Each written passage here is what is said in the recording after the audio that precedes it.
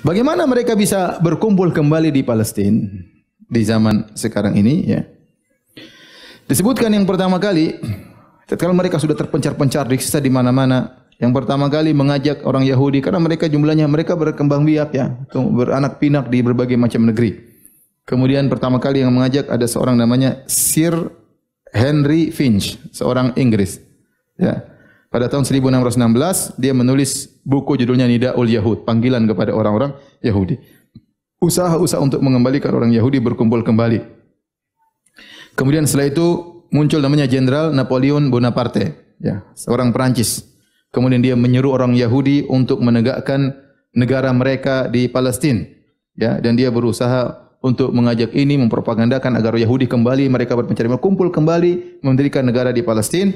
Bahkan dia menulis suatu penjelasan, ya, suatu statement yang isinya bahwasanya Yahudi adalah pewaris Palestina yang syar'i, ya, yang syar'i. Mereka berhak untuk untuk tinggal di Palestina. Kemudian akhirnya propaganda berikutnya dari para pemikir-pemikir Yahudi, ya. Kemudian seperti pendeta Yahudi, ya, menulis tentang Sohyun, tentang Zionis dan seterusnya.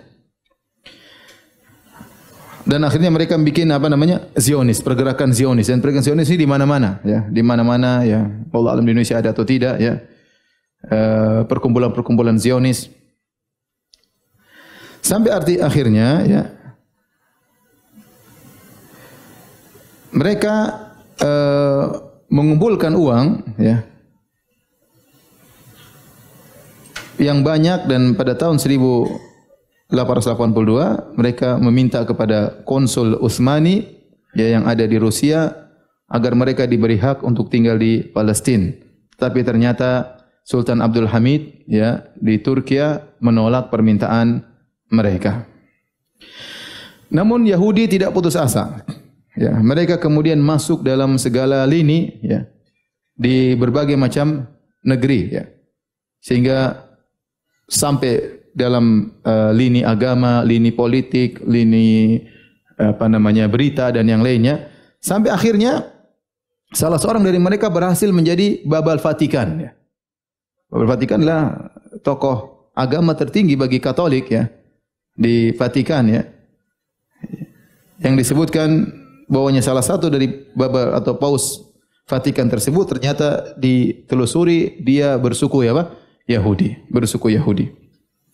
Kemudian Paus tersebut mengadakan muktamar atau kongres di Vatikan, ya, kongres yang kedua yang diadakan pada tahun 1963. Kemudian dia membuat suatu keputusan bahwasanya orang Yahudi tidak bersalah dalam penyaliban Nabi Isa alaihissalam. Sementara ini Islam ini diyakini oleh orang apa? Nasrani, maksudnya Yahudi kurang ajar, ya. Makanya mereka jengkel di mana-mana membunuh Yahudi berpahala. Karena ini yang telah menyalib siapa? Nabi Isa. Tapi dengan tahun 1963 Paus ini membuat kongres dan keputusan bahwasanya orang Yahudi tidak punya dosa dalam terbunuhnya Nabi Isa. Kemudian Paulus yang ke-6, ya, pada tahun 26 Oktober 1965 ada kongres juga, ya. Dia menguatkan keputusan tersebut bahwasanya Yahudi terlepas dari tuduhan orang Nasrani bahwasanya Yahudi punya andil dalam menangkap Nabi Isa. Ini dari sisi agama mereka berhasil sampai naik ke puncak. Ya. Ini tidak mudah, ya. Kemudian pelan-pelan akhirnya bahkan menjadi Vatikan, Baba Vatikan. Kemudian masalah duit mereka juga kuasai, sampai disebut ada keluarganya namanya keluarga Rothschild. Saya enggak tahu, nanti cari di Google, ya. Keluarga Rothschild itu bankir-bankir yang ada di zaman tersebut di Eropa. Punya bank-bank di Inggris, di mana-mana di dunia ini, dia yang menguasai keuangan. Dan dialah yang membiayai pergerakan Zionis di dunia ini di mana-mana. Adapun masalah pemberitaan, maka Yahudi punya kantor berita namanya Reuters, ya. Cari juga di Google, saya enggak tahu, ya. Ini saya cuma baca ini dalam bahasa Arab, ya. Saya sudah cek tadi memang ada, ya. Jadi dia menguasai berita-berita di zaman tersebut dan ini pembentukan opini, ya. Dan ini sangat penting, menguasai keuangan, menguasai apa? Berita, dan bahkan agama juga sampai nyambung ke jadi Baba Vatikan. Dan terus dalam masalah politik juga mereka ikut campur, sampai mereka menjadi pembesar-pembesar di Amerika, di mana-mana ya, negara-negara Eropa. Sampai sekarang seperti contoh di Amsterdam, wali kotanya Yahudi. Wali kotanya apa? Yahudi. Padahal beberapa puluh tahun yang lalu Yahudi dibantai di situ. Sekarang jadi wali kota apa? Amsterdam. Mereka mampu untuk masuk dalam berbagai macam lini. Akhirnya pada tahun 1896 ada seorang wartawan yang bernama Theodor Herzl. Ya, dia menulis buku judulnya Daulah Yahudiyah, Negara Yahudi. Kemudian dia mengadakan kongres di Swiss pada tahun 1897 dan dihadiri oleh pembesar-pembesar Yahudi, tokoh-tokoh alim ulama mereka, ya, dan mereka memilih Palestina sebagai negara mereka. Jadi mereka kongres, kita harus punya negara. Kita terpencar di mana-mana, suku Yahudi di mana-mana, kita harus bikin negara. Akhirnya mereka memilih Palestina sebagai negara mereka. Kemudian Theodor Herzl ini membuat semacam mengumpulkan duit yang banyak ya untuk membeli tanah-tanah di Palestina. Maka dia kumpulkan uang yang banyak, kemudian dia pun datang kepada Sultan Abdul Hamid yang ada di Turki, mau kasih sogokan, rishwah ya. Hati-hati ketangkap KPK. Dia kasih rishwah uang yang banyak agar Yahudi diizinkan untuk berhijrah atau pindah ke Palestina. Tetapi Sultan Abdul Hamid di Khilafah Utsmaniyah menolak tawaran tersebut.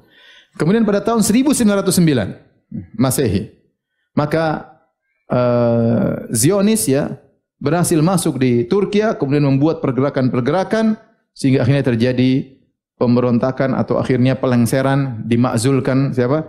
Sultan Abdul Hamid dengan seorang tokoh yang namanya Mustafa Kemal Atatürk. Ya, Mustafa Kemal Atatürk ya.